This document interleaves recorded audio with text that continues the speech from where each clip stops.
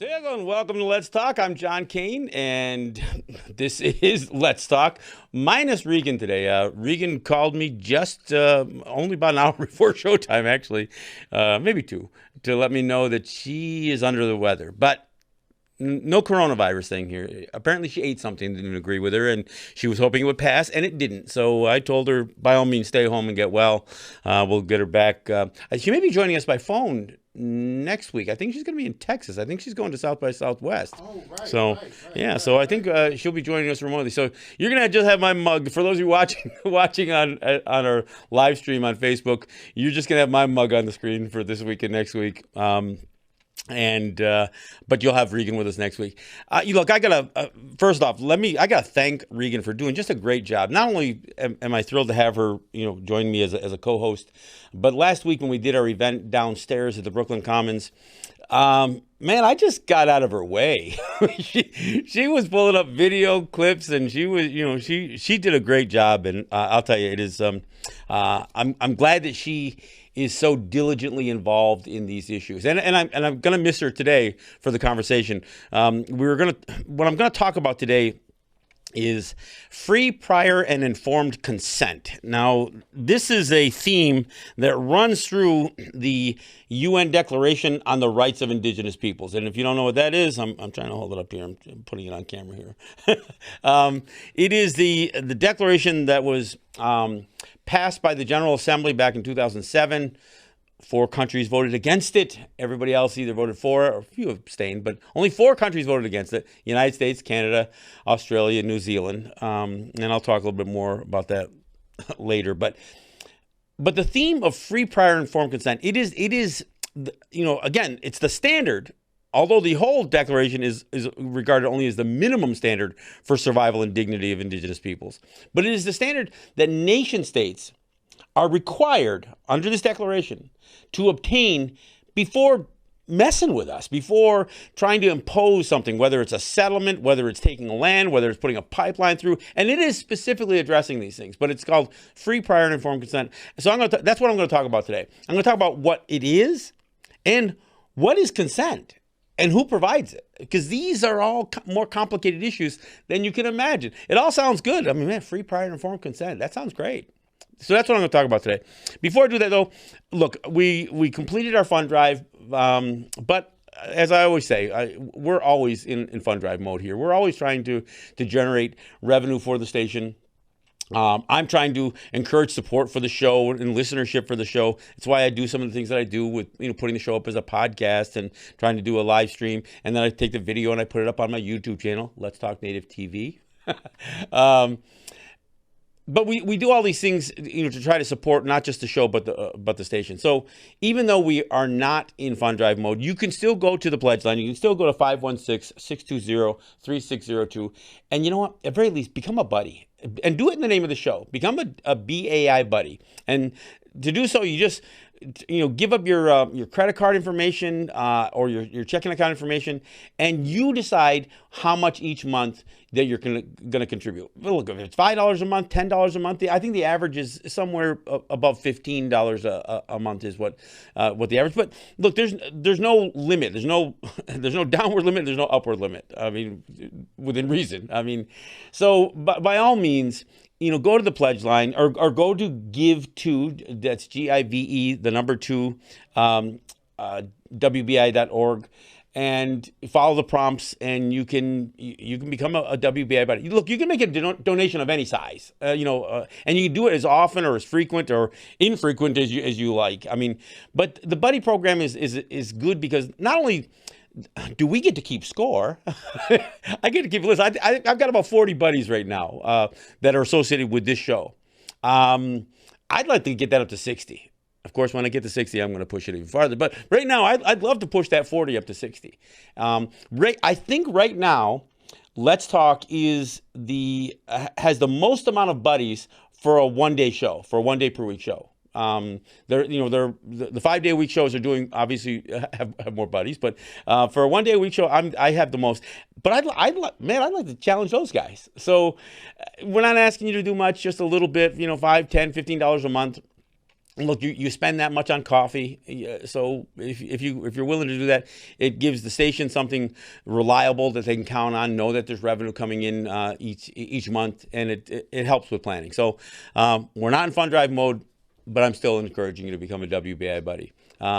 Again, I want to thank all of you who came out last week. Not only do I want to thank Regan for the work that she did in hosting the event on the Wet'suwet'en pipeline conflict, resistance, and of course the blockades. And I'm going to talk about that a little bit today, but in a little bit of a different context. And that is within the context of this, again, free, prior, and informed consent as required under the UN Declaration on the Rights of Indigenous Peoples. Now, I did say that the United States, Canada, New Zealand, and Australia voted no against this in 2007.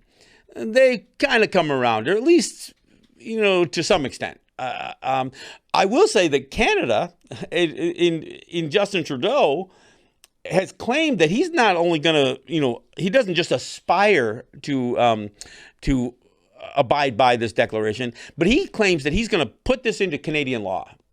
Hasn't done it yet, but he's going to incorporate this, he's going to embed, he's going to codify the articles of the UN Declaration of the Rights of Indigenous Peoples into Canadian law. That's what he says. I'll talk about in a few minutes what that really means. Now, having said that, British Columbia, the province of British Columbia, they don't have states in the United States, in case you don't know, there's provinces. The province of British Columbia, they have actually passed legislation in British Columbia to incorporate the terms and the articles of the Declaration of the Rights of Indigenous Peoples into British Columbia law. But then again, we're going to talk about what that means as well. Because here's the thing. Free, prior, and informed consent. Let me explain what that means. I mean, if it's not self-evident. But what it means is that the consent is given freely. That we aren't coerced, that we aren't threatened or in any way extorted some sort of agreement, it's not, we're not being beaten into submission. This isn't submission, this is consent. So free, it's freely given. That's what the free part means. Prior means that you got to give us all the information in advance so we can make a freely give our consent. That means if you're going to build a pipeline, you can't build it to our doorstep and then say, oh, we need your consent. Well, it's already here. We're here. We've invested all this money. This pipeline we've already done an environmental impact study. We don't care if you have, but we have, and we don't think that this is going to infringe upon our environment. So we're going to push it through your territory. No, that's the prior part. You've got to let us know before you when you start drawing up your maps and suggest, and you pass this on your side of the rule of law, as you call it, and you start passing it through your governments. You have to let us know prior to you doing that. That's the prior part. Now, informed consent. Informed means you got to tell us the whole truth. You can't pull punches on us. You can't lie about what your intentions are. You can't, blow a bunch of smoke up our butts about how many jobs it's going to create when you know it's not going to create any long-term meaningful jobs. You have to give real, legitimate information on the projects. Now, this isn't just about putting a pipeline through. Free, prior, and informed consent is mentioned six times in the UN Declaration of the Rights of Indigenous Peoples. It is referred to when pursuing redress on previous lands that you took without free, prior, and informed consent. It refers to making sure that we have given consent to any redress. Truth and Reconciliation Commission on residential schools. If we don't agree to the settlement, then you really haven't done free, prior, and informed consent. 6 times. So that expression wasn't just snuck into the conversation.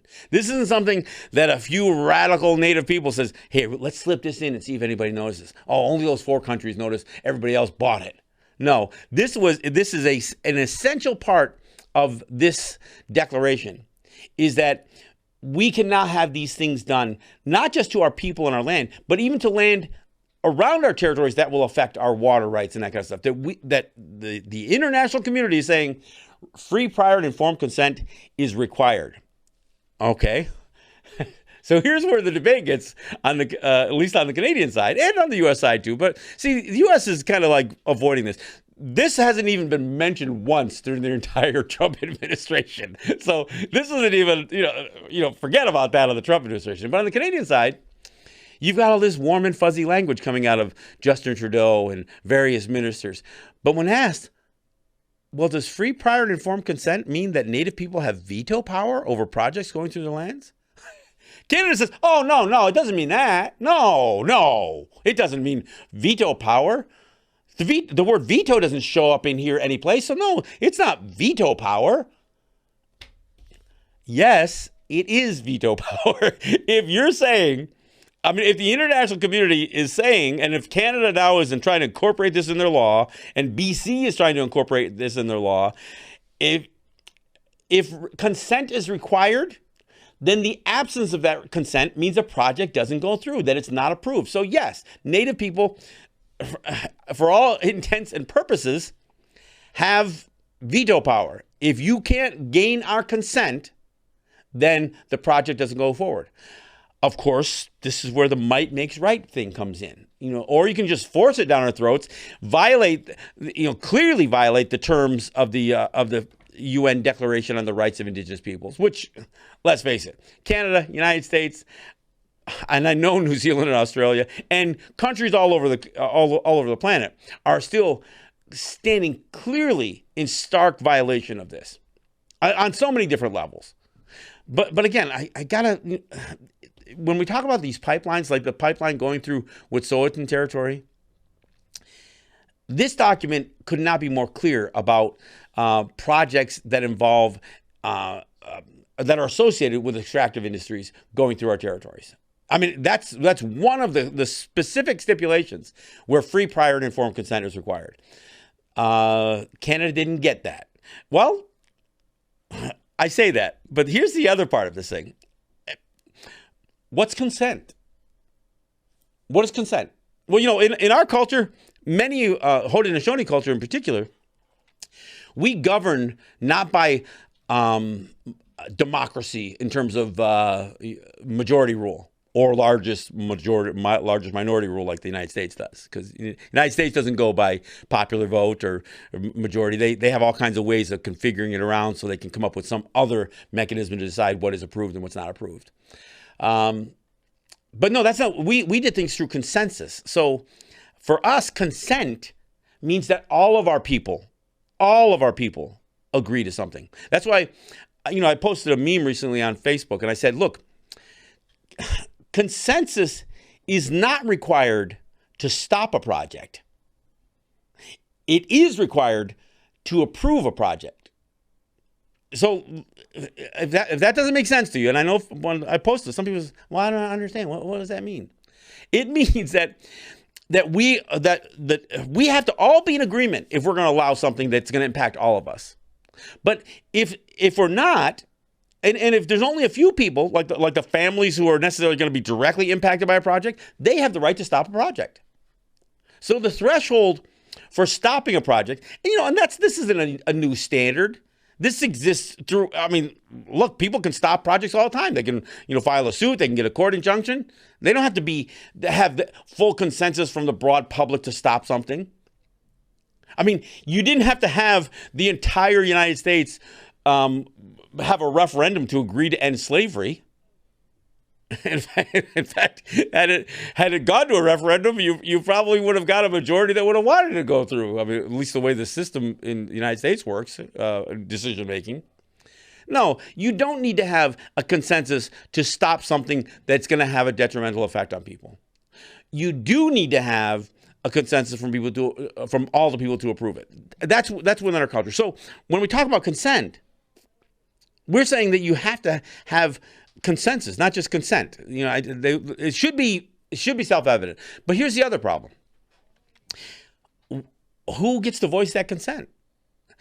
If the Canadian government and the U.S. government are the ones who are going to say, well, this is the person that we recognize that has that authority, we're not going to worry about what the people think. The leader that we recognize as yours is the one that we're going to say can give consent. Well, that's not the same as consensus. That's not consent from the people.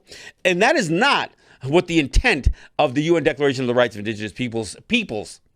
Not you. It isn't the UN Declaration of the Rights of Indigenous Leaders that the United States and Canada get to decide on. And make no mistake about it, both the U.S. and Canada have done everything they can to reconfigure how Native people govern themselves.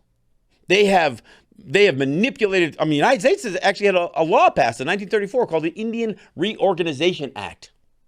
Yeah, we're going to reorganize these pagans and these savages. We're gonna tell them they've governed themselves for thousands of years before we got here, but now we're going to tell them how to govern. We're gonna help them draft their constitutions. We're going to help them create little America-like governments. Canada, same thing, the Indian Act. And in both of these situations, what they recognize as a leader is some, or not just a leader, but even a tribe. What they recognize are those who are subordinate to the laws of the United States or Canada.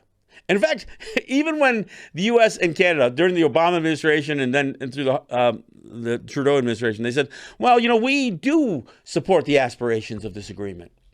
And we agree, except for, as long as it doesn't violate U.S. or Canadian law. Sorry, but that's the whole point. Your laws violate what the rest of the world is saying, and to be clear, is the minimum standard. This document doesn't lift us up. It is the baseline minimum standard. Why is it the minimum standard? Because, frankly, they could have got the rest of the world to agree to it if it somehow had empowered us in any way beyond the minimum standard for survival and dignity. That's what it says right here, Article 46, I think, or maybe it's Article 43. The minimum standard for survival, dignity. The rights recognized herein constitute the minimum standards for survival, dignity, and well-being of the indigenous peoples of the world, Article 43. So even within this declaration, the 43rd article says, let's keep in mind, this is the minimum standard, a standard that the United States and Canada can't meet. They simply can't meet it. Well, and what gets even crazier is when you talk about indigenous peoples, the word is problematic. Indigenous is problematic. Look, and I use it, but I make sure that I define it all because in the international community, indigenous sometimes means that you are a descendant of a people who were affected by colonization, that we're not still those people anymore. I'm sorry. I am Gunyagahaga. I am Mohawk. I am Ongwe. I'm not a descendant of them. I mean, yes, I have ancestry, but I'm not merely a descendant. I am among those people. That is who I am. So if you're going to define an indigenous person as merely a descendant of a people who predate European contact and colonization, I don't think that is an acceptable definition. But here's the other problem. Who gets to decide whether you're an indigenous person or not? If it's the nation states, I mean, the United States, they have this federal acknowledgement system, or what people oftentimes call the recognition process. So the United States can decide, nah, we don't even recognize your people. You're American. We've assimilated you.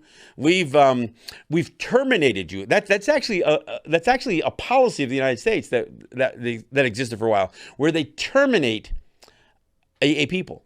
Now, it doesn't mean exterminate. That was a previous policy. Terminate means we just don't have to recognize that you exist as a distinct people anymore. We've assimilated you enough. We've stripped away your cultural character as far as we're concerned. Whether you think you have it or not, we're saying we've stripped it away enough. And then we passed a law in 1924 that declared you were all U.S. citizens. Then 10 years later passed the Indian Reorganization Act, where we say you are, by definition, an Indian is a tribe, band, or nation of Indians subordinate to the laws of the United States. So we can just terminate you. We don't have to acknowledge that distinction anymore. Again, as far as the United States is concerned, we can just consider you a descendant of a once proud people. That you're not those people anymore. Now you're just an American. You're just like the rest. We've raised you up, and you're just like the rest of us. Congratulations. That is actually in 1911 was being called a war crime. The idea of stripping away somebody's national character and imposing another national character upon them, that was considered a war crime. That was before they even came up with the word genocide. And genocide includes denationalization, the idea of stripping away somebody's national character and creating the conditions where people cease to exist as distinct people. See, this is only a minimum standard. It's why it's not the panacea for Native issues. It doesn't address things like sovereignty or our power to assert sovereignty over our lands. And in fact, that was one of the main reasons that the United States voted against it. They said, well, first off, let's be clear. When we talk about self-determination, this is the United States. This is the National Security Council. This is an agency of the United States putting it in writing. When we say self-determination or self-government, we mean internal self-determination. We don't mean that they have the right to assert themselves as nation states. We don't mean that they have the right to assert sovereignty and full jurisdiction over their lands. We just mean they can organize themselves. They can set up a governmental structure. They can be like a club. In fact, we're only going to call their people members. We're not even going to acknowledge that they are citizens of a distinct nation. No, we're not even going to go there. We're not going to use those words that we use to describe. No, they're members of a tribe. So you're going to use words like tribe and membership. So you can diminish the significance of who we are. And that's what those words mean. And if you don't believe me, you listen to any news pundit on how they use the word tribe, tribalism, or tribal. Even when they're calling their own politics down as well, the Republicans kind of went tribal on such and such, or this is tribalism that you've seen. They always mean it in a derogatory way. Nobody ever says the word tribe and says it as a compliment. I don't use that word. I'm not a tribe. I'm not a member of a tribe. I'm not a part of a tribe. I'm not tribal. I'm ongwe, and that just means I'm a real human being.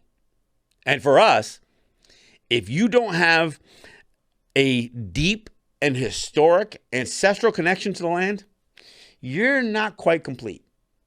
Because you have your DNA is essentially connected to someplace else. So when we say ongwe and we say real people, a real human being, the reason we mean that's who we are is because this is where we're from. We're a part of this place. I know everybody says, well, my family's been here for so many generations. And I can say, well, it's still, I'm just saying that's our definition.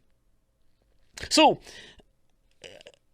when we get involved in this conversation about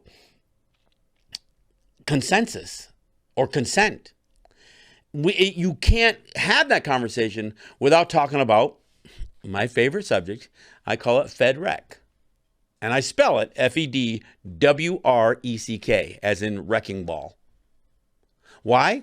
Because this system of federal recognition on the U.S. side and the Canadian side is about undermining who we are. It's about creating a hierarchy. It's about empowering an individual within the system of federalism that the U.S. and Canada have. So let me explain that. If you don't know what federalism, the system of federalism means, it means the division of government. You've got the federal government, you've got provincial or state government, you've got county government, you have town government, you have city government. You have all these layers of different government, and it's all within the system that's called federalism, the system, the division of governmental authority. See, in the United States and Canada, they want to somehow plug tribal government. And they use that word somewhere in there. I don't know if it's between state and county or maybe between county and city. I don't know. But somewhere in that breakdown of governmental authority or systems, they want to stick us in there. And we're saying, no, we're not a part of U.S. or Canadian federalism. We're not a part of the division of Europe. We're distinct. We're something separate.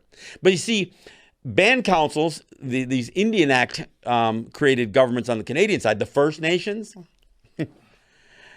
The words all sound great, but the problem is those are created in Canadian law as a part of their system of federalism. In the U.S., it's a little bit more obscure because here's the thing. We, just like on the Canadian side, there have been Native people who have existed for, obviously predate U.S. or Canada, Europeans in general coming to our shores. But even the United States, the United States had to recognize that we were distinct. That's why they had treaties with us, right? Because we were sovereign nations as far as they were. So that's how they treated us, right? Oh, well, kind of. I mean, they were still trying to screw us in all those treaties. But for the purpose of international law, they wanted to make sure that they did things in a way that gave them the legal authority to assert certain things. So when the United States starts trying to redefine what a Native person is, and keep in mind, and I've talked about this before, we are not included in the U.S. Constitution. And that's not a complaint. It's just a matter of fact. I mean, we're mentioned 3 times in the U.S. Constitution. And of course, always as tribes somehow. The one place we're mentioned is in the apportionment clause. I take it back. Sometimes we're just mentioned as Indians. Another misnomer. In the apportionment clause, they mention Native people that they will not apportion either taxes or congressional representation based on the Native population. And it says excluding Indians not taxed. So we're not represented in Congress. And that's the way it was written in the U.S. Constitution from the get-go. So in 1868, when they passed the 14th Amendment, that's going to declare that basically making slaves or former slaves U.S. citizens, it says all persons born within the confines of the United States and under U.S. jurisdiction are hereby citizens. Well, that didn't include us either. Because why? Because we weren't under U.S. jurisdiction. And our lands we didn't consider our lands being part of the United States. So you can't say we were born in your country and under your jurisdiction, because neither one of those things. We didn't meet either one of those things. So in 1868, we still weren't being lumped in as U.S. citizens. Again, not a complaint, just a matter of fact. So in 1924, when they passed the Indian Citizenship Act, the Senate and Congress come together and they passed the Snyder Bill. That's what it was called, and they declare that all Indians born within the United States are hereby declared to be U.S. citizens. We didn't ask for that. They just made a declaration, and then it says nothing in this act should be interpreted as depriving Indians of any tribal property, whatever tribal property is. I mean, does that mean rights? But so they passed in 1924, but they know it didn't fly. That's why in 1934 they passed the Reorganization Act, where they flat out try to say that we are defined as a tribe, band, or nation of Indians under their jurisdiction, subordinate to them. Now, there is no place in history where we've ever conceded to that. There's no place in history where we have ever said our once free and independent people are hereby asking to be incorporated into U.S. citizenship. Just doesn't exist. So, got to put that all out there. Look, we're at the bottom of the hour, so I'm going to take a break. We're going to play. Look, I'm playing Logan Stats today, and this is from his CD, Goodbye Goldia. I love the opening song when it says, "Ain't no thief gonna take my gold, and ain't no priest gonna save my soul." I don't even need to add to that. So we'll go on to another tune from Logan Stats and Goodbye Goldia. Take a break, and I'll be right back. All right, thanks for coming back. This is John Kane. This is Let's Talk. I am flying solo today. Regan DeLoggins is home nursing a little bit of an upset stomach. No coronavirus. She's trying to get herself healthy. She is traveling to Austin next week, so she's trying to stay home and get herself better. She told me she was hoping she was going to feel well, but she wasn't. So I said, "Well, you stay home and get well." And again, I got to thank her for the good work that she does, not only here on the show, but for the event that we did last week. It's the first event we did together, and I got to tell you, I was really impressed. Really impressed at the fine work that she does. So, and you know, she keeps herself so plugged in. I really miss her in this conversation because I really would have liked to have engaged her a little bit more. In fact, I was also trying to get my friend Pam Palmater from the Canadian side. She's Mi'kmaq and a lawyer, very activist, and she's been very involved. And I'll get her on a future show to talk about just this. And there's a reason to talk about this. I'm not just talking this up because I'm trying to educate people. It's relevant to what is going on. So, and I'll get into it. First, let me remind people again, I'd appreciate if some of you listening would become a WBAI buddy in the name of this show. So you go online and you say you want to become a buddy, and make sure that you list Let's Talk as the show you're becoming a buddy in the name of, and I greatly appreciate it. Trying to get those numbers up there. It's not a lot of money. It could be $10 a month, $15 a month, whatever you can afford, and that's what I'd like to see some folks do. So I'm encouraging that. You can go to the pledge line 516-620-3602, or go online at www.give2wbai.org. That's GIVE, the number 2, WBAI.org. So that's my plug. And fun drive or not fun drive, I'm going to do it. Even when I do my show back home, I still plug this. So it is what it is. So again, missing Regan this week. This conversation would have been a good one because she has a lot to contribute, and I sure do appreciate her input here. All right. So why am I bringing this up now?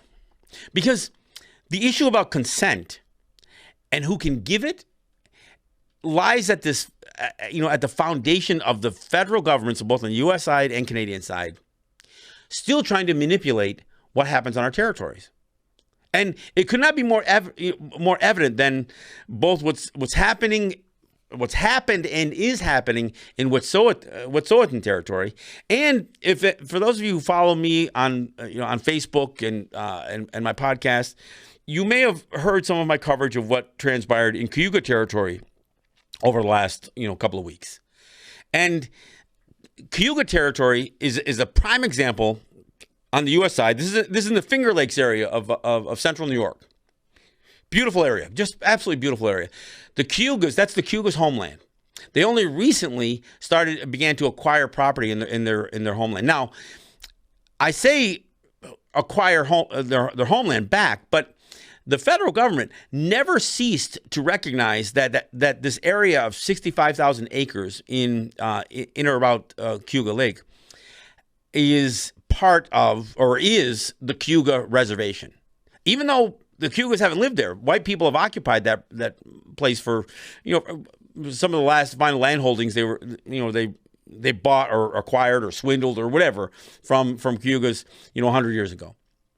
But the Cayugas have worked to buy, I think they've bought about 1,200 acres of it back. And when I say buy back, I gotta use my buddy Sugar Montour's expression. He used to say, "No, I didn't buy this land back. I just paid the white people to leave." I love that description of reacquiring lost lands. It's a peaceful way of making white people leave it, and that's what they've done. But here's the problem. You get into this federal recognition battle, and people go nuts over this stuff because they know if they can get the Bureau of Indian Affairs to recognize me as the leader, it comes with a great deal of power, and you don't have to worry about what the people think anymore. You get to impose it. You have the authority of the federal government at your back. So you can create your own police force. You can hire your own security team. You can bulldoze buildings. You can you don't even have to make your own police force. You can call the local cops, and they'll have to come in and do your bidding for you. Onondaga did that. They called in state police and had them beat the crap out of a bunch of protesters back in 97. So yeah, if once you're federally recognized, you can have the federal government. You can get federal marshals. You can get the FBI there in a heartbeat. You can use local law enforcement. You can do all that stuff. That's what federal recognition means. So, my friends out in Hawaii, all of you who are thinking, well, yeah, if we got federally recognized, we'd be able to be more organized. No, you are going to be manipulated. Federal recognition, it ties directly to this notion of free, prior, and informed consent, because after somebody is federally recognized on the Canadian side in terms of these band councils, or even some of the traditional councils. Because let me clarify. The federal government, even in Onondaga, they recognize, in fact, the guy they recognize isn't even an Onondaga chief. Sid Hill, who sits as the Taladaho, which is a confederacy, a Haudenosaunee title. It is not a chief of the Onondaga Nation, but that's who the federal government recognizes. So he has the authority. So he's like sitting in two roles. On one hand, he's the BIA agent in Onondaga, and on the other hand, he sits as the Taladaho of the that specific singular title that sits for the entire Confederacy, and that's a problem, folks. So in Cayuga, what happened was a guy who Onondaga supported for federal recognition back in the 90s. Onondaga and company, their lawyer, Joe Heath and company, decided that he had done something that violated, anyway, they had a falling out. And so they said, well, we're going to remove you. We're going to put somebody else in there. Well, the problem is it is a lot easier to use something like the Grand Council or the Haudenosaunee to get somebody federally recognized than it is to have it pulled. And so Clint Halftown is still federally recognized. He can make the decision to do whatever he wants. So there's been a division in Cayuga in this battle for federal recognition. Onondaga, Joe Heath, the lawyer from Onondaga, on one side, trying to promote first what he called a unity council, and then a chiefs council, trying to get them federally recognized to oust Clint Halftown. And then there's people caught in the middle. Now, there's only about 500 Cayugas. But in this battle, there may only be about 40 or 50 on each side. And then there's a group that is a part of neither that has been occupying among the properties that the Cayuga Nation claims is theirs. And Clint Halftown claims authority over. But he hasn't been able to assert it over this property. So he went in at 2 o'clock in the morning with a bunch of hired cops, his own Cayuga Nation police force, and he hired a special militarized security firm that came in, kind of like a Blackwater, like those military contractors you always hear about. Hired them to come in 2 o'clock in the morning, hogtie the few individuals who were there as security for a store, a daycare center, a couple of other buildings, including a building that was called it was a schoolhouse / longhouse. Hogtied these guys, took them into custody, and then came in with bulldozers and bulldozed it all down. How could he do such a thing? I'll tell you how he could do it, because he's federally recognized. The consent of the people goes out the window because he gets to provide consent solely. I mean, he's only accountable to himself and to a lesser extent to the federal government. But the federal government says he's the leader. He has the authority until he crosses them. That is, then it's another story. This is also a part of what is playing out with the Wet'suwet'en battle, the one we talked about last week, the one we did the event on. There you had people who were opposing a pipeline, and the traditional chiefs, or what they were calling the hereditary chiefs, were also opposing. Now, the band council chiefs from Wet'suwet'en territory were saying, oh, no, build the pipeline through. Yeah, bring it on through here. Well, and just make sure we get paid a decent amount. And you hire some of our guys. Only temporary jobs, but yeah. So the band council approved it. But the hereditary chief said, no, we don't like this.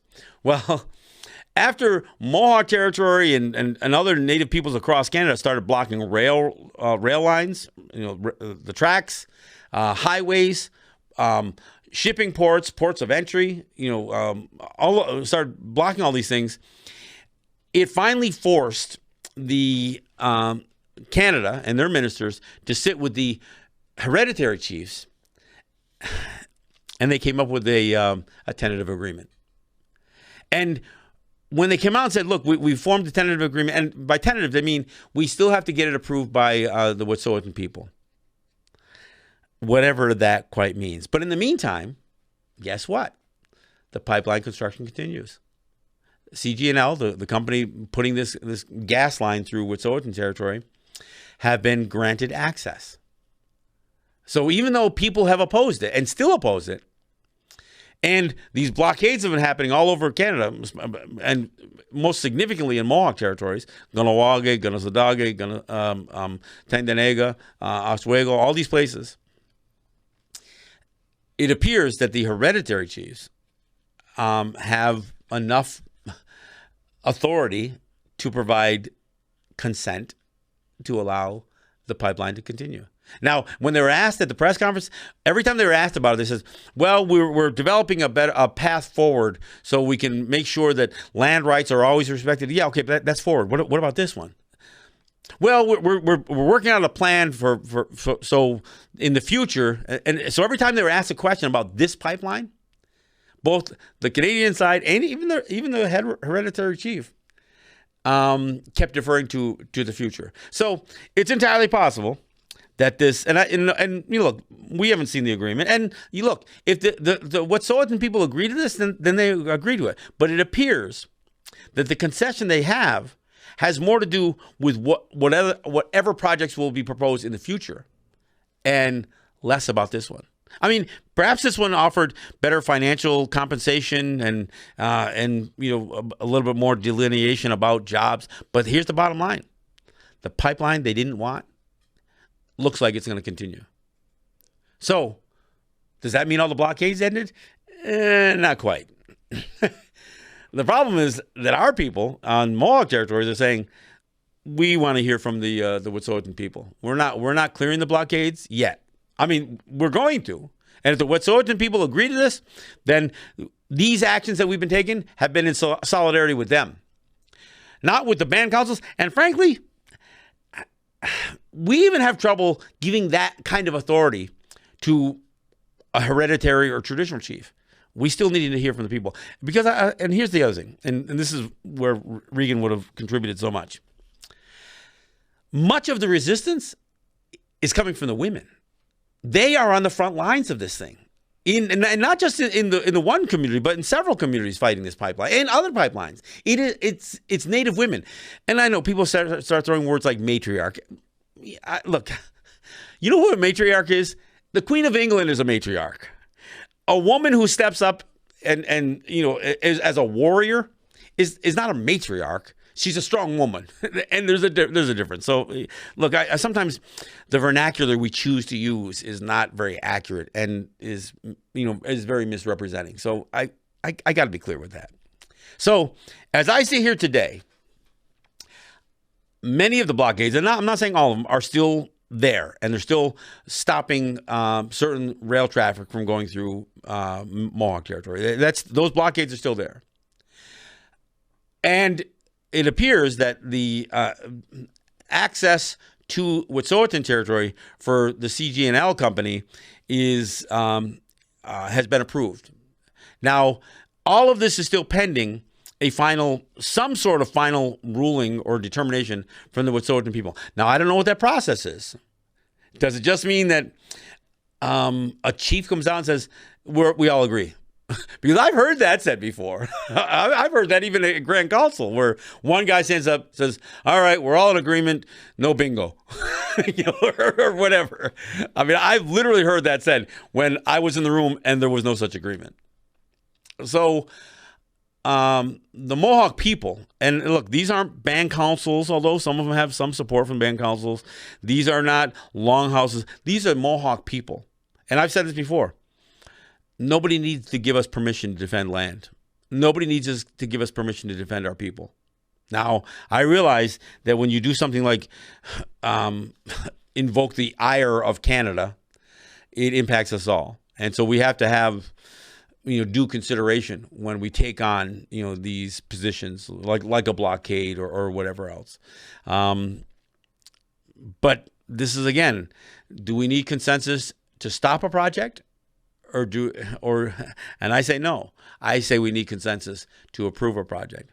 But you can't talk about free, prior, and informed consent if you're not going to tackle the details associated with who the powers out there and what the powers out there, U.S. and Canada in these cases, are going to consider consent.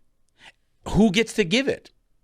Because many of us say, We never give them that authority. In fact, within the what I call the Guyana de Goa, the people call it the Great Law of Peace, our long-standing way of governing ourselves, we've always made it clear, chiefs have no authority. Clan mothers, and again, I'm using English words to describe these titles. They don't have authority in of themselves. The only authority that a person who we've given that responsibility to has is what we give them. And it's not them having the authority. They get to carry our voices. The job of a chief or Rudionesu is to gather the people and help the people come to one mind on a topic. And then they can share what that one mind is. But it's not to lead them. It's not to convince them to view something a certain way. It's to convince them to come to one mind, to gain consensus. That's the role in our system. I know it's a different system out there. I understand how Canadian politics works and U.S. politics works or doesn't work. I understand how dysfunctional it is. I know how removed the people are. And part of it is so people with power can make decisions lightning fast. Our system's slow. Why? Because we have a long-term view of things. We look at things over the long haul. This isn't about trying to make a decision in one session of the House of Commons or in one conferee session of Congress. No. We know that sometimes reaching a consensus can take a while. And that's why in the absence of a consensus, we don't move on something. We also have this thing that we call, we refer to as 7 generations. And what 7 generations is, and what it's all about is, it's about knowing that we have a responsibility, not just for who we can look at today, but for those faces we will never see. Those unborn children, not just our grandchildren, our children, our grandchildren, and our great-grandchildren, but the children 7 generations from now. So we don't, in our concept, I know people use that word 7 a lot. We're not talking about the 7th generation. We are talking about, for every generation, we have to keep in mind when we make decisions that we don't want to do any harm so far down the line and far enough down the line that we have to be careful not to do harm even to those generations we will never see, 7 generations away. That's not an American concept. That's not, and you know what? It's certainly not a corporate concept. Who the hell wants to make an investment that they can't see the return on an investment as quick as possible? And see, that's why we're at odds with this stuff. That's where the conflict comes in. The conflict is that we have a different view about time and space than the capitalists do, than the European models that came to our shores.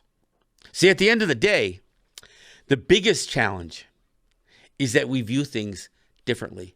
And that's why we cannot be a part of U.S. and Canadian federalism. We can't fit within that delineation of governing authority from federal down to local.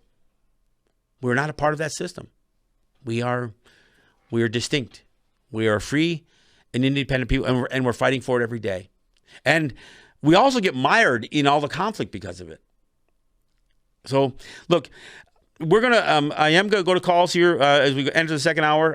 Reggie, we're going to play a little bit of a news bit? Yeah. Okay. We're going to take a break here. We're going to go out with another Logan Stats tune. You're going to get a little bit of a news briefing. And when we come back, we'll go to your calls. If you want to write it down, the numbers, you should know it by now. What? Doesn't everybody have this memorized yet? Okay. Well, I'll give it anyway. 212-209. I'm cheating. I'm looking at it as you know what I'm saying. 212-209-2877. Yeah, I kind of got it memorized, but sometimes you stumble. So 212-209-2877. That's the number to call. We're going to take your calls right after we get done with this break and this news clip. So this is John Kane. This is Let's Talk. All right, thanks for coming back. This is John Kane. This is Let's Talk. Without Regan today, we'll get her back. I think by phone next week, but we'll let you know what's going on as we go. Hey, look, a lot of that news is about coronavirus, and I'm going to tell you, at some point, if things do get a little dicey and my trip, which involves 8.5 hours on a train, mass transit, quite a bit of time on a subway, and then another 8-hour trip on a bus, I may have to rethink these trips to New York. So I will still do them. I'll work with Reggie and I'll do it remote. I've got a studio back home and we'll patch it in by phone. And I don't have the virus either. Well, and I'm pretty sure you can't give it to me over the internet. That's a different virus. That's a whole different kind of virus. So totally different. But look, the show will go on. But I will say I'm getting a lot of pressure from Mrs. Kane back home, who's saying, you better not go down there and get yourself sick and bring that back and get us all sick here. And you got priorities. You know, of course, it's not to say that the coronavirus isn't going to hit, Western New York. I know there's a lot of concern about where it's going to hit, how it's going to hit. There's no question that it's here in New York City. And mass transit, public transportation is probably a good place to pick stuff up. So I'm not saying I'm bailing on you folks, and I'm not trying to, whip up more hysteria, and I'm certainly not going to downplay the way Trump's doing it. But I will say that I do have to do a calculation as time goes on. So it's entirely possible I may be doing some of the show remotely, maybe Regan in studio, me away, or whatever. We'll figure it out. But don't be alarmed if we do some of these shows that that have us in different places. I'll have sanitizer for you if you need it. Oh, well, I don't see any here now. I couldn't find any place. I don't think New York City's got any. I saw 2 people wearing masks at Penn Station. That was it. All right. Hey, the number to call in is 212-209-2877. That's the number to call to be a part of the show. I guess I should put headphones on if everybody's going to call through. Look, like always, I presented a topic. I gave you my thoughts on something very, very specific to Native people, Native territories. We're not limited to talk about that. Certainly if you've got a thought you want to hit me with, you want to have a conversation. I don't mind talking about American politics, even though I don't care what you say, I'm not voting. But I don't mind talking about it. So, all right. Let me see. All right. I guess we can get into it here. Let me turn my page here. All right. Caller, you're up first. What's your name and where are you calling from? Yeah, my name is Jeff, and I'm calling from Manhattan. Hey, Jeff. Thanks for calling and being a part of the show. Thank you. Yeah, I was listening to you speak, and I agree with mostly what you say, except for one thing, and that is the identity, the true. You refer to the Europeans as a white man, but they have. I like to use the ethnicities, like for instance, it was the one who started the slave trade in the United States territory. His name was Aaron Lopez. And he claimed to be a Moreno Jew from Spain. And then, after 66 years after 1619, 1625, it was the Germans from not Germany itself, but a private company, the East Indian Dutch Company, who had landed in this land to also participate in the sale of humans. Along with the two was the Portuguese, who worked with Aaron Lopez.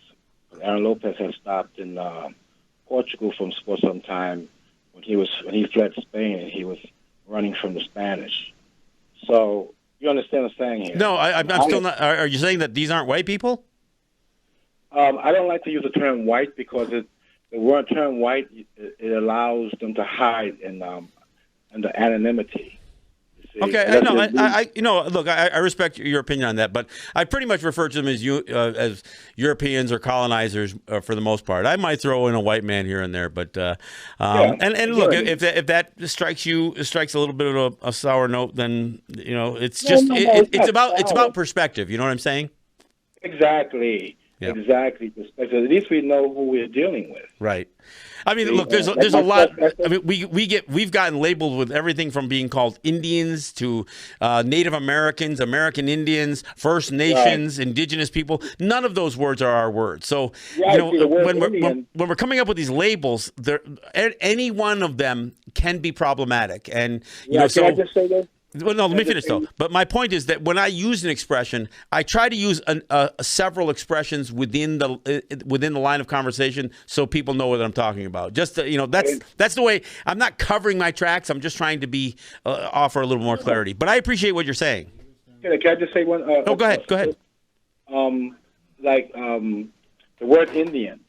That comes from those who came from the East Indian Dutch Company. You see, this is how we got the West Indies. Well, to be clear, Columbus in his journals referred to reaching Indians. I mean, of course, it was written in either Spanish or Italian, but no, they were already referring to the West Indies. Again, he thought he had reached the East Indies. He thought he had reached the Indian Islands, not India, but that's what he thought he had reached. In fact, he died still believing that he reached the outermost islands of the East Indies. So that's where the name comes from. Okay, can I just complete by saying, like, myself personally, like some people say, hey, you're black, but I identify as 1619 African American.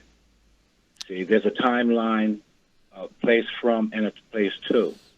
See, so that's why I identify as 1619. And that's your right to do, however you want to frame this, so you feel like your identity is being expressed more accurately. Then absolutely, At least we know who we're talking about. We can't just say the white man, because like it was the English in this country who helped free a lot of people out of bondage. Well, and there's also, let's face it, there's a lot of people who would be identified as black in the United States whose ancestry is not necessarily tied to the slave trade. There are people who've come here. Barack Obama, for instance. I mean, he was not. His father was Kenyan. He wasn't the descendant of slaves. That were brought here. So his mother was European. Sure. So no, and you make a good point. And by all means, you want to check me on any words or language or expression. I know you're not criticizing. You're just offering a suggestion, and I appreciate the suggestion. To help people be able to instead of saying black. I know a lot of people say, "Oh, the white man this way," but they never identify who. Yeah, and then, I have a problem. They don't even have a clue as to who. I have a problem with the redskin thing too. So no, I'm with you on this one. I'm with you. It's better to know who we're talking about rather than firing with a spread. A shotgun, Yeah, no, I realize that, and that's why all of these labels, and frankly, left, right, liberal, conservative, black, white, brown, people of color is even somewhat problematic for many people, and I get it.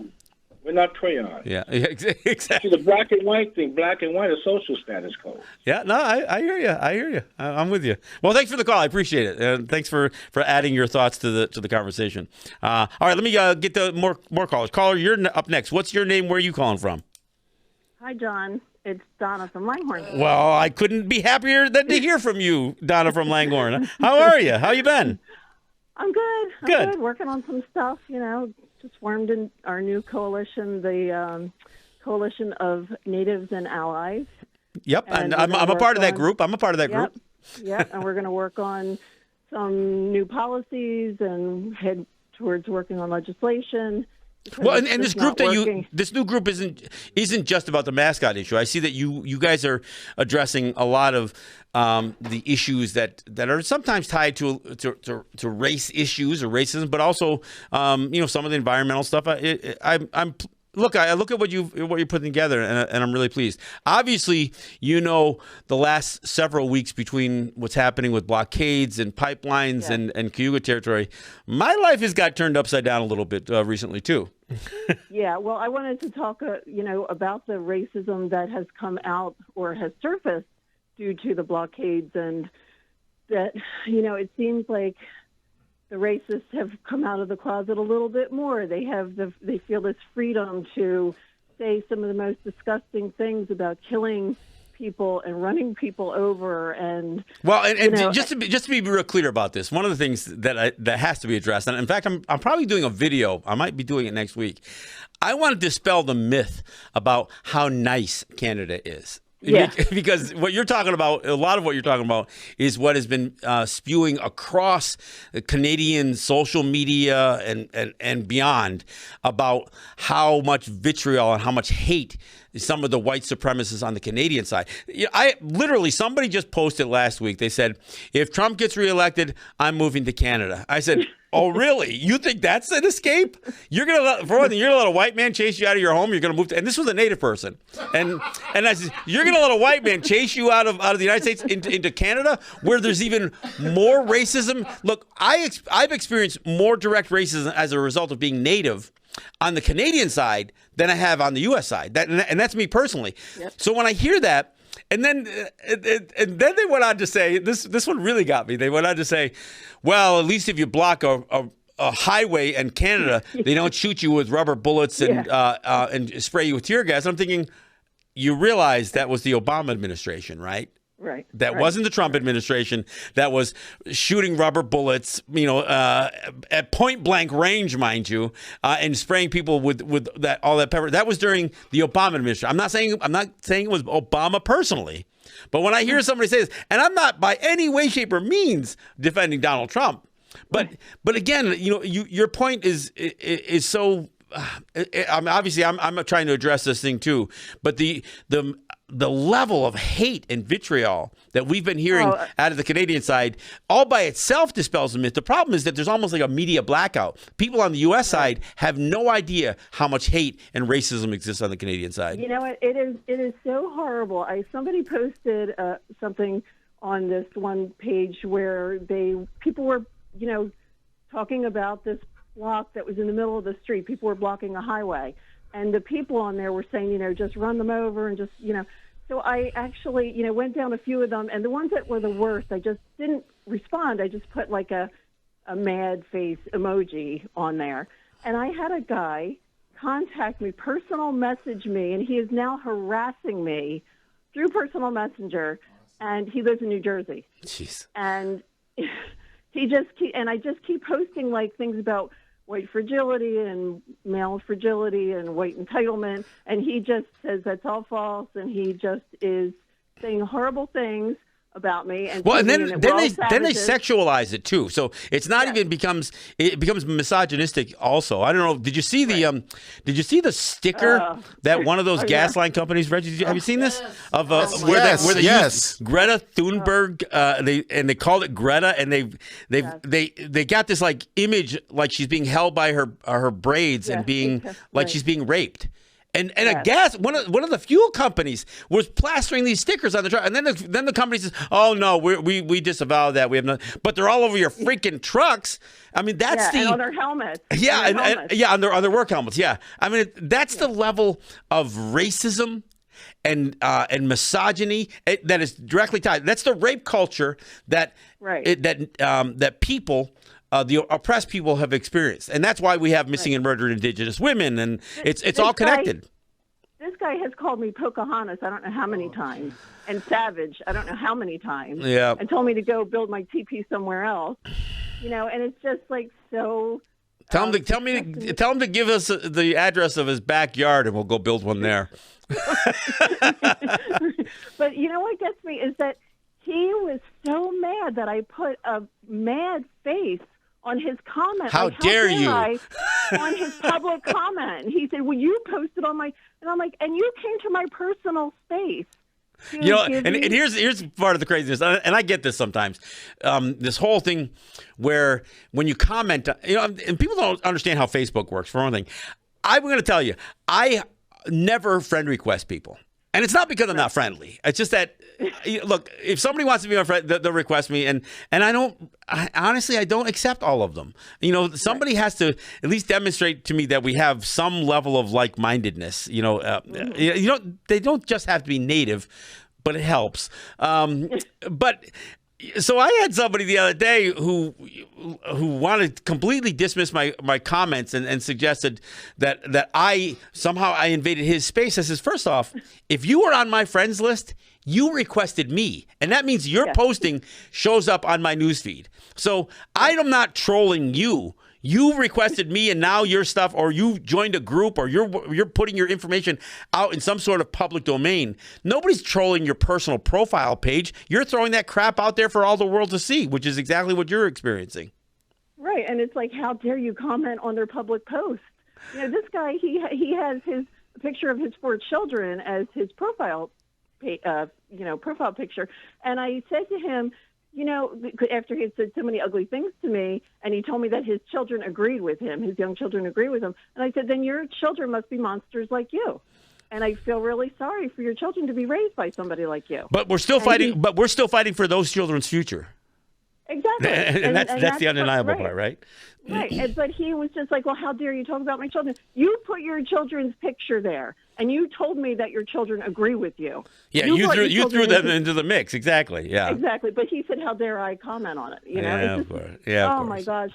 The I don't know. I just think that they're deranged. I just don't know how to handle people like this when they come into your personal space. Well, and I got to tell you, as I watch American and Canadian politics play out, there's just a part of me that says it's unraveling, folks. It's unraveling both societally. I mean, when you look at this nationalism, this white supremacy, you look at the vitriol, and of course the gross manipulation of politics and all that stuff. I mean, it's really sad. Did we just lose Donna? Donna, did we lose you? Here. No, oh, okay. I heard a click, and I says, damn, she didn't hang up on me, did she? No, I'm only kidding. No, I would never do that. Of course not. But no, I think things are unraveling, and I'll tell you, these people. I say this to both American or U.S. citizens and Canadian citizens. You ain't gonna vote and pray your way out of this unless there is a sea change in sentiment, in psychology, in the way philosophical views. Because right now, what exists is pretty damn ugly, and look, we see it all the time. And you know what the other thing is that a lot of them are saying, "Oh, well, they can come and put it in my yard." Oh, wait, if they came to your yard or came to your door and said they were taking your property, you better be damn sure that you are going to fight for what is yours. And what exactly are they saying they're going to put in their yard? A man camp? Are they going to put a settling pond for tar sands oil? Are they going to put all of the the offal that comes from all of this extractive industries? Of course not. So when they say that, what they're saying is, you pay me and I'll let you do something. Yeah. Right. Reggie, are you finding that sticker? About what they're talking about. I see. You post it up on the Facebook group page if you can. Reggie's pulling it up. I'm so going to put this up. Oh, my goodness. Yeah. I saw this before, and wow. Has anybody mentioned this? Am I the first one to mention this on WBAI? I think you're the first person to mention this. Well, I think you're for. I don't need a slap on the back. It's just disturbing. I'm going to share it on your group right now. I'm definitely going to do this. Don't tell me somebody got the tattoo. Did they? Oh, someone got the tattoo. No. Is that someone what I'm got seeing? the tattoo. All right, I got to stop watching my Reggie's goodness. computer screen, or I'm just going to get pissed here. Okay. I'm sorry, John. Don, I still have you here. Bring me back to some sanity. Reggie's driving me nuts. It's not my fault. It's not my fault. Oh man! Excuse me to the last caller or the previous caller. I'm sorry, but you white people are crazy. I just gotta say it. You white people are crazy. Sorry, Jeff. Had to do it. Hope you're listening, and I hope you're at least laughing with me here because these people are freaking nuts. All right. I hope whatever it is you're talking about, you're posting because I can't see it right now. Well, Reggie's in the process. It's the Greta sticker that I was talking about. Oh, it's grotesque. It really is. But I don't. Sometimes, look, I hate to be feeding some of this stuff, but honestly, when we tell people this stuff, when we talk about racism, I honestly, Don, I don't think people believe us. Until we put a quote up, until we show something that can visualize what we're experiencing or what's out there, a lot of these guys, even on something like Facebook, they think that they can do this stuff within some sort of confines, and it's not. This stuff is out there for the whole world to see. So if you're a Canadian or a U.S. citizen, own your racism, own it. That's it. Right. That's all I can say. And the people that don't even agree with us on Native issues, a lot of them support Greta. Yeah. And when they see this, they're going to be going out of their minds. Yeah. So I think it's. People just have to realize this is the world that we live in now. And that's why I say, look, and when I say burn it all down, I don't mean BERN. People can choose whoever they want, but I'll tell you, some of this stuff is burning up. It's burning down all by themselves because people have gotten to a level of vitriol and hate and racism and divisiveness that, like I said, you're not going to vote and pray your way out of this one.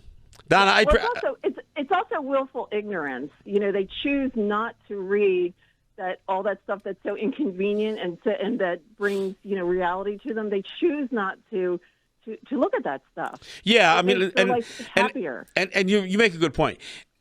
I can appreciate somebody who doesn't know any better, but once you explain it, and once you tell somebody, if you're just going to reject it just because it doesn't fit your paradigm, I mean, this is what cognitive dissonance is about. When all of the evidence is clear that something is true, and you're going to say, yeah, but that's not the position that I want to take. So I'm going to live my life in a conflict with reality, and then means that to live in that conflict means that you have to live in conflict with people, and that's the world we live in.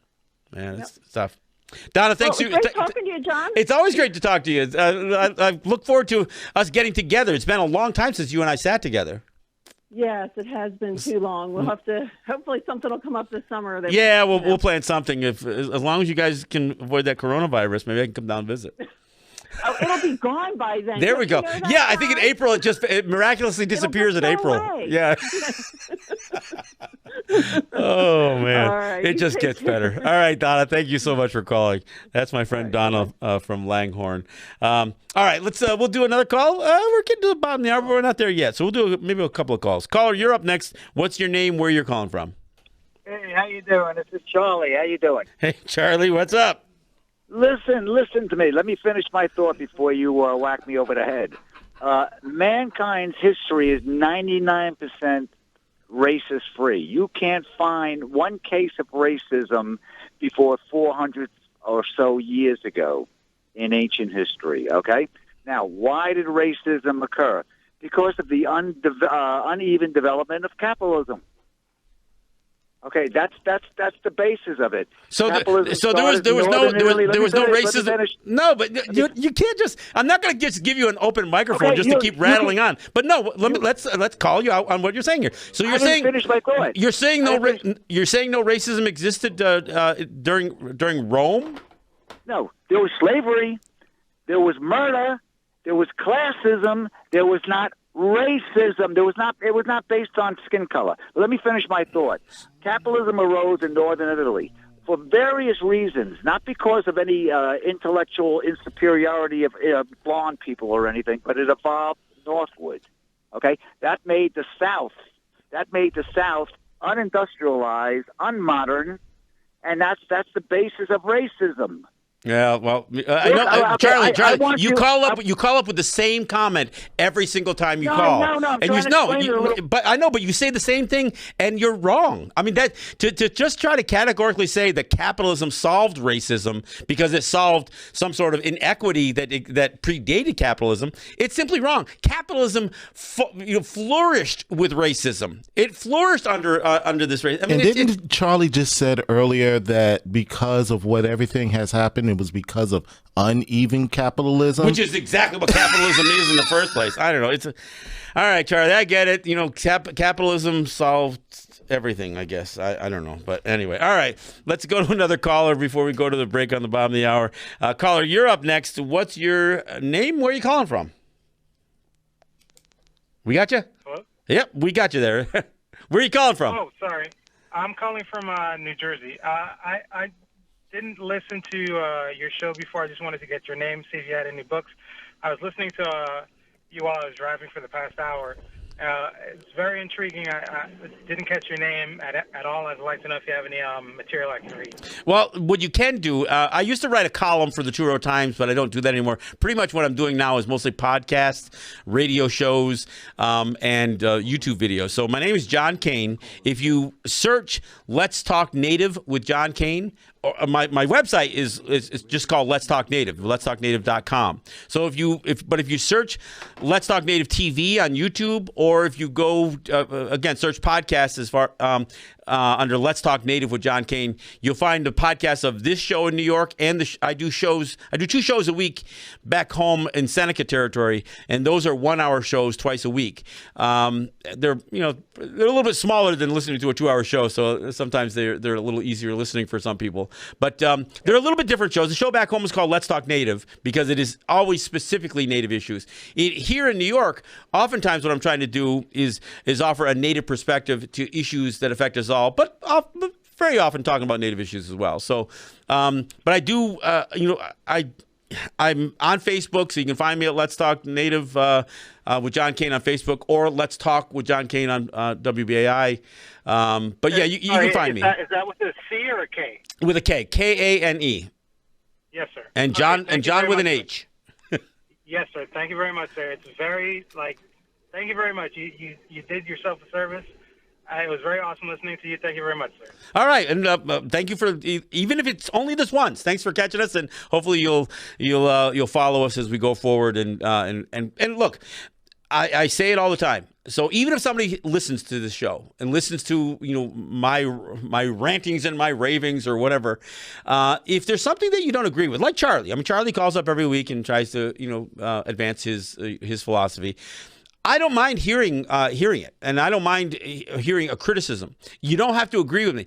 I'm just trying to demonstrate that the perspective that I'm offering exists. So when I'm offering a Native perspective, I'm not trying to convince everybody to agree with me. I'm just trying to say this is the view that we have, and and that's why I try to be pragmatic, and I don't try to over spiritualize or mysticize a Native perspective. It's very down to earth. It's very pragmatic, and that's what I'm trying to offer. But I'm not even saying that it's not about right or wrong. It's a perspective that comes from me being a Native person, growing in this life, living on Native territory, and how I've had to experience interaction. Like I said on the racism thing with Canada, the only place that I was ever denied service in a restaurant was in Ontario.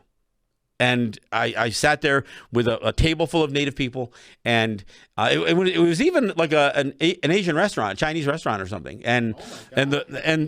But I'll tell you, when the waitress came over and she said she couldn't serve us, I got the impression that she literally could not serve us, not because of her own philosophical views necessarily, and I may be reading more into it, but because the town would know that she served us. So I don't know. I mean, the only place that I've ever felt had that happen was on the Canadian side. Not to say that I haven't experienced racism plenty of times over, especially as we deal with issues like mascot issues or trying to confront some of the political ideologies that violate environmental issues and the like. All right, hey, I got time. We'll do one more caller before we take a break. We got one on there? Yeah. All right, we'll do one more caller before we take a break, and then we'll do another Logan Stats song. So, caller, you're up next. What's your name? Where are you calling from? Hi, I'm Jan from New York. Hey, how you doing? Hi, John. I listen to you off and on. You raised an issue of a sticker with Greta Thunberg. Mm-hmm. And, Reggie, I didn't see it up yet. But I'm putting it up. I'm putting it up as we speak. Before I tuned in, I happened to see a video by the Young Turks, and I think you should check it out because they went into detail about this issue. And I'm a little disappointed that he was given short shrift and a little lighthearted. All right, I'm having a lot. Excuse me, I'm having a lot of trouble hearing you. So I'm sorry. Okay. Oh, I'm sorry. I had it on speaker. Yep. It seemed like it was given a little short shrift by. And levity, the way it was discussed, at least on the Young Turks, if you could look for that video. No, the sticker is disgusting. Actually, just, hear it, and maybe she doesn't represent that much to you, but she represents us and a young woman and someone who we even supported the energy company raised a complaint about it being child pornography. Right. And they responded by saying, isn't she 17? And the Canadian authorities decided it wasn't child abuse. But the fact is that it is very misogynistic. And absolutely. I think, a little more attention, because if it's done to her, the next thing you'll see, it'll be a person of First Nations portrayed as and such. There's a direct connection to the image. There's a direct connection to the racism that Native people have experienced and this misogyny. And that's why we have missing and murdered Indigenous women. That's why we have this problem that is so prevalent. But no, that's why I totally relate to raising the issue about this this image that one of these oil companies had, or employee or whoever had produced, because I just thought it was just, it is disgusting. And I'm not laughing about it. The only thing that I can raise is the absurdity level that, that's like I said, like I said, sorry, Jeff, but man, some of these white people are crazy. We have to really speak out against that very strongly. I agree. It's going to happen to her and us, like the murdered and Indigenous people. I think that we really have to be. It normalizes sexual abuse, and there's no question about that. So Jeff, thank you very much for calling. I appreciate that, and I'll check out the Young Turks video and offer my thoughts on that when I see it. So thank you. All right, hey, we're at the bottom of the hour, so we're going to take a break. We'll go out on another Logan Stats song, and we'll come back. We are going to take more of your calls, so again, if you need the number, it's 212-209-2877. That's 212-209-2877. That's the number to call to be a part of the show. We'll take a break, and we'll be right back. This is John Kane, and this is Let's Talk. All right, Werewolves, Vampires, that's Logan Stats from his CD, Goodbye Goldia. Look, he's one of my favorites as well. Of course, I play a lot of Murray Porter, but I really like Logan's music, and so give me a chance to let you guys hear some of that. Just FYI, folks, I just put up the post on the Let's Talk feed. The sticker? The sticker, yeah. I just wanted to be sure that we weren't laughing over this sticker is not funny. The sticker is disgusting. Yeah, we weren't laughing at that. Just wanted to be sure on that. Just for anyone to misconstrue what we were talking about. I mean, this is horrifying. Well, and then. And I'm sorry, I was kind of making it light because of the stuff. As I'm seeing what you pull up on the screen, I saw one person had a tattoo of that. Someone image, actually tattooed that on their arm. What are people freaking nuts or what? That's what the laughter was all about. It's almost nothing about how absurd and ridiculous and insane some of these people are. But anyway, But thanks for posting it up, and again, any apologies to Jan calling, because we were not trying to make light of that. I'm disgusted by it, and I just thought mentioning it, especially with because of Donna talking about the racism that she's experiencing, just by putting an emoji, a negative emoji on a post. It's insane. It's insane. All right, let's go. We'll go back to callers. Again, the number is 212-209-2877. I do want to remind people again, love to get 60 buddies, folks. So if you call the pledge line, if you call 516-620-3602, you can become a BAI buddy, and you can do it in the name of Let's Talk, and I would greatly appreciate it, and so would WBAI. We would greatly appreciate you making a commitment. Maybe it's only $10 a month, but that adds up for us, and it helps us. It helps us plan. So again, make a one-time donation if you like. But for me, I'm trying to rack up the buddy list here. So by all means, I'm encouraging listeners to call the pledge line 516-620-3602, or go online to www.give2wbai.org. That's GIVE, the number 2 WBAI.org, and follow the prompts. Become a buddy. Do it in the name of Let's Talk. I'd appreciate it. All right, let me go back to the phone lines. Look, I appreciate you callers calling and adding your thoughts on any of these subjects. That's for me, it's the best part of the show. So, all right, caller, you're up next. What's your name? Where are you calling from? Hey, it's Joe from New Jersey. How are you? How you doing, Joe? All right. I don't think it's a good idea to start to try to negotiate jobs for pipelines or try to get like local work.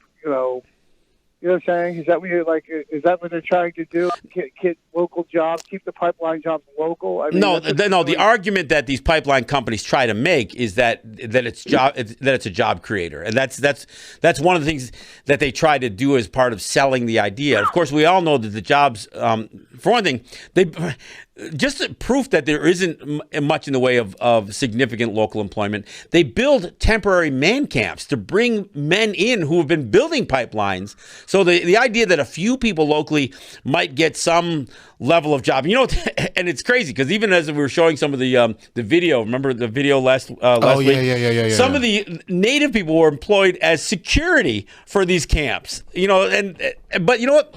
Once they're gone, they're gone. So no, I think you're absolutely right. Trying to tout these pipelines as job creators, because they aren't. I mean, once they're built, they are essentially unmanned highways for the oil companies to ship their products.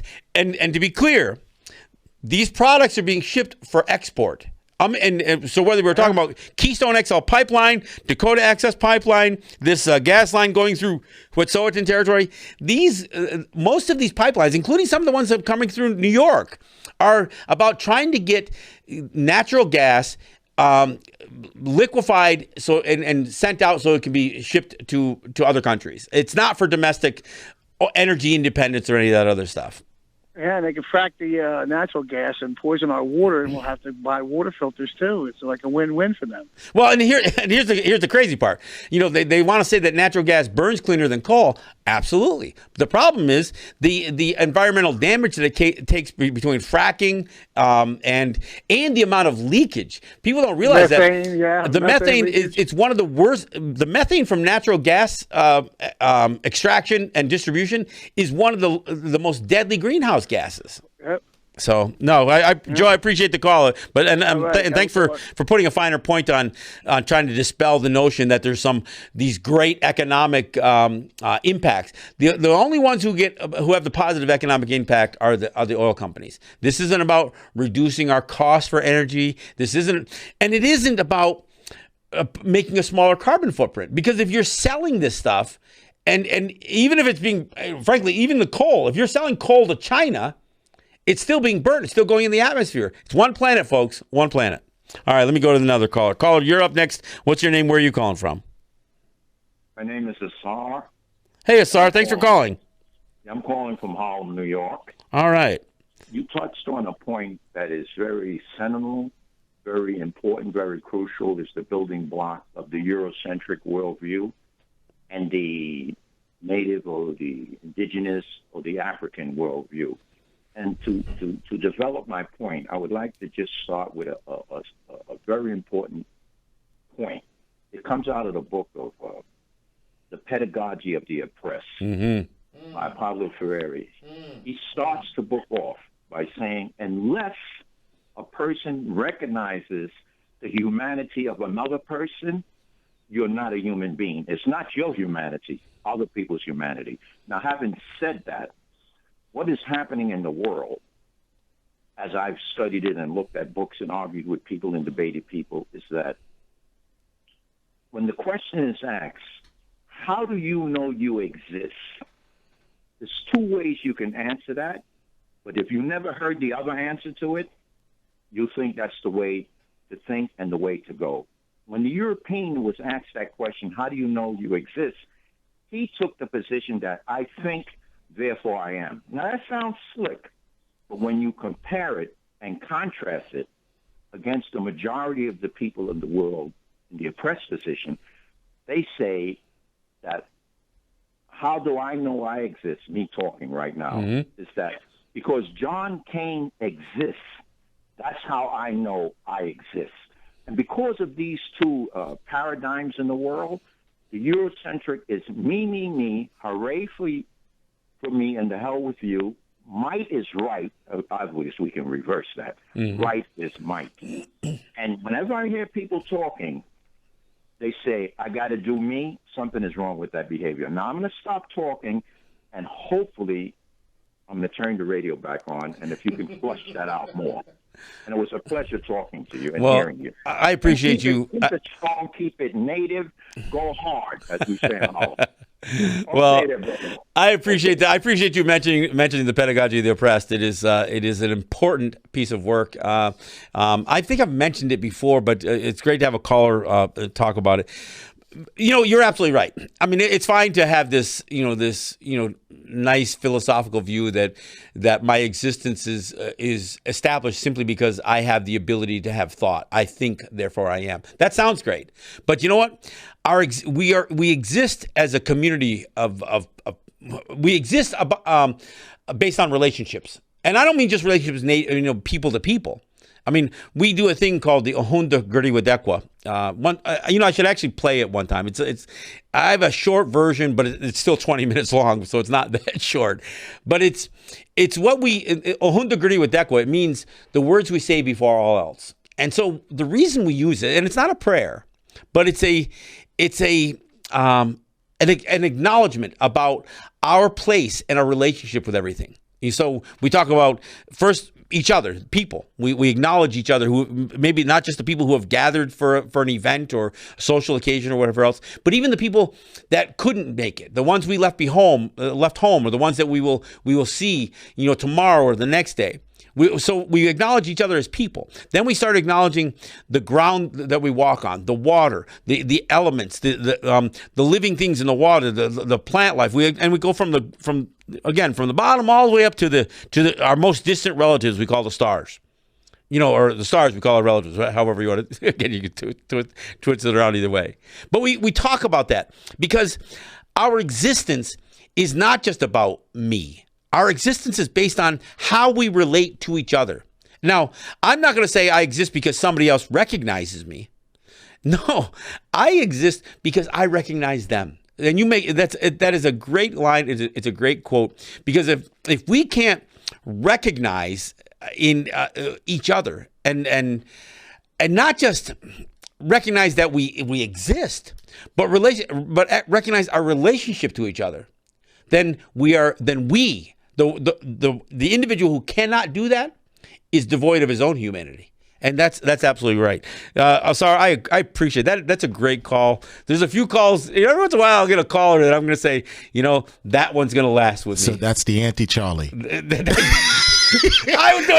even mention Charlie's name with the stars. No. This is the. I'm sorry. This is the kind of call that I wait for. So sorry. I appreciate the call, and I hope I did your call justice with my response. I appreciate it. All right, let me. I'm going to go to another caller. Again, great call. I'm gonna. I gotta dig my book out, and I've got to pull some quotes, other quotes out of that. But I thank you for that. All right, caller, you're up next. What's your name? Where are you calling from? Chris from Long Island, just with a quick question and a comment. All right, Chris, go ahead. Could you give me any insight on what indigenous issues Mr. Steyer was bringing up? And if you ever do talk to your friend in Southampton, Mr. Gums, when I was traveling through Colorado, I stopped at some indigenous people's land, and they had a huge sign right on the border, skull and crossbone, no white men allowed. Well, so what's your point with that one? Just maybe that would be some kind of sign would help the situation out there, bring a little reality back to the situation. Well, I'll tell you, if you go through many Mohawk territories, you're going to see a lot of signs that they don't say, non-native people are unwelcome, but they say no cops, no FBI, no this. They make it very clear that U.S. and Canada, you're not welcome here. To say that we're not like expressing ill will towards the people, but as governmental officials and that kind of stuff.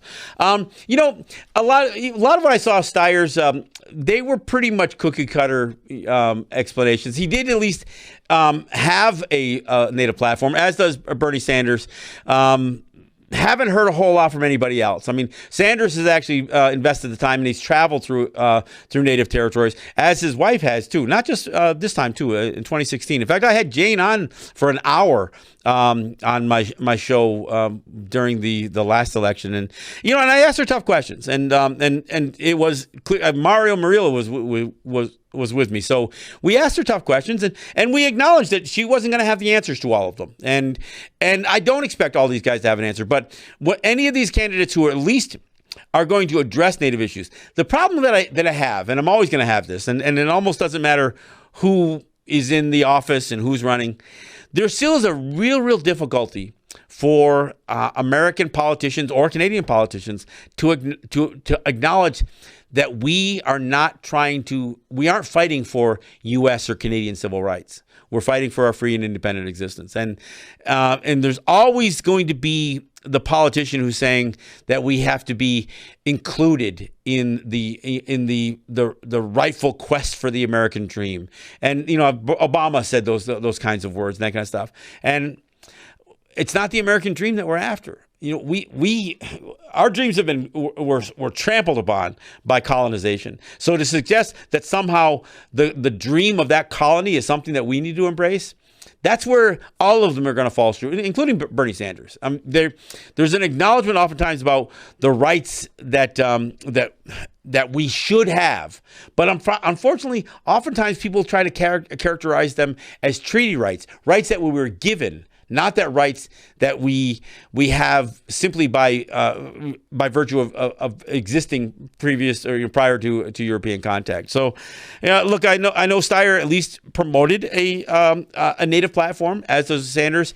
I think even Warren did to a certain extent. Of course, it gets but again, a lot of times these platforms are pretty shallow. They don't get into the deeper problem that exists on our territories, and that deepest problem, and I'm going to flat out say it. A lot of it is not just the poverty that exists on Native territories, but the lack of any path out of poverty. And to the extent that a president or a congressman or a senator wants to offer something, they oftentimes still have this path that is tied to capitalism and tied to their version of education. It's not tied to us being able to assert sovereignty over our lands, assert our own rights and destination for our economies. It's about trying to incorporate us into their systems, and that's where it's problematic. So I don't know if that answers. I touch on it a little bit, but no. As far as some of the signage, I've also seen some terrible signs out in some other territories that the Choctaw, for instance, they put up a big billboard that said the Choctaw Nation is a Christian nation. So as much as it's great to see the signs that say, no FBI, no law enforcement, skull and crossbones if you're not Native, whatever else, there's still a lot of places that are really, really been sucked into the assimilation game. So anyway, all right, let me go to another caller. Caller, you're up next. What's your name? Where are you calling from? Peter from Tampa. Hey, Peter, thanks for calling again. Yeah, and the other speaker, I thought the perfect thing the Swahili expression Ubuntu means I am because you are. It's a complete contrast to Descartes. I am because you are. We are not islands, and that's right, the thing. It's all about humanity. And this also is the day that Crispus Attucks died. Oh, is that today's the anniversary of that? Yeah, the Boston Massacre, and he was a member of the Wampanoag tribe, which I'm sorry to call it tribe, but I never heard of them. Oh, you never heard of the Wampanoag? No, Martha's Vineyard, Nantucket. Yep. Yeah. And they were part of a federation of some sort. Yeah. You look at the Algonquin, and I'm not sure what the relationships. A lot of those, the Pequots, even the folks in Long Island, they're a part of a larger family of nations. So Shinnecock, Puspatuck. It's kind of like for us as Mohawks or Senecas, we are part of what people call the Iroquois. We call Haudenosaunee or Haudenosaunee. But there ends up being a larger connection and relationship that we have. And I have some friends who are Wampanoag, and I've touched on a couple other issues over the years. But thanks for that. That word Ubuntu, was it Ubuntu? Ubuntu. Yeah, I am because you are. I've heard that expression, but I honestly didn't know what it fully meant. And if anybody else has any other thoughts, because a lot of times when we have a concept that comes from another culture, it may be only one word, but it has a variation of meanings. I mean, it's like listening to the folks in Hawaii discuss what pue or aloha and some of these other words mean. They have a much deeper and diverse meaning depending on their application. But that's a great one, and it really does line up with what Asar was saying, because it isn't enough to believe in your own humanity if you can't recognize anybody else's. That actually suggests that you lack humanity, because that's the study of humanities is not about. It's not a biological analysis of or it's not even anthropology. It is about understanding relationships. So, Peter, thanks for that call. I greatly appreciate it. All right, we're going to try to get one more caller in here before Reggie has to chase me out. So, caller, you're up next. You're up last. What's your name? Where are you calling from? My name is Gina. I'm from Manhattan. I have African and Taino background. I went to your event last Thursday. I had a good time. Learned a lot. Thanks. Thank you for coming, and thanks for calling. Thanks.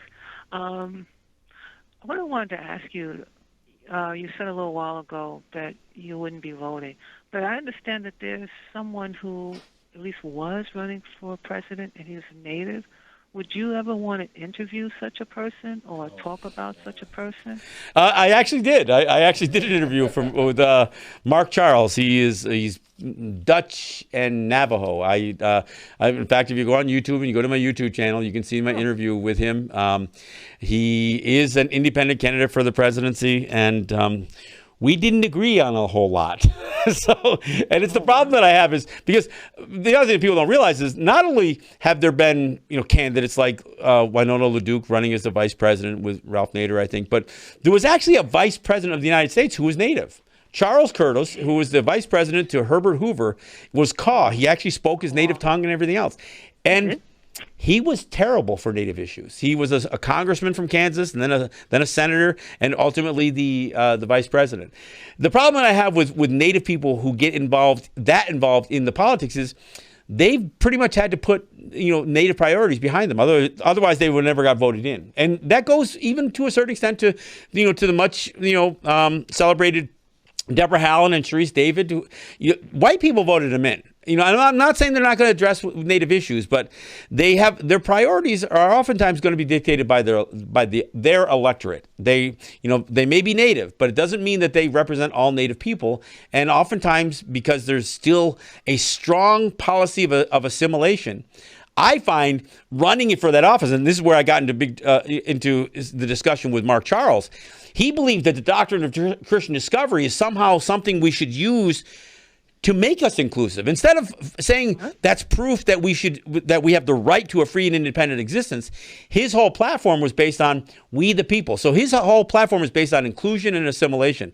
So that's where, yes, there is a candidate running for president. You can look him up, and trust me, he gets a lot of views for his videos. He's done some TED Talks, and I categorically disagree with him on a lot of the premises and people are free to listen to it and form their own opinion. But that's his name, and you can look him up. So thank you for bringing it up. Sorry, I got to cut you short, but that's it. I'm out of time. Got to get out of here, get ready for Driving Forces and Jeff and company. So let me get out of here. Thanks a lot for listening. I'll be back next week, and I'll have Regan joining me by phone from South by Southwest. This is John Kane. This is Let's Talk. Yahweh.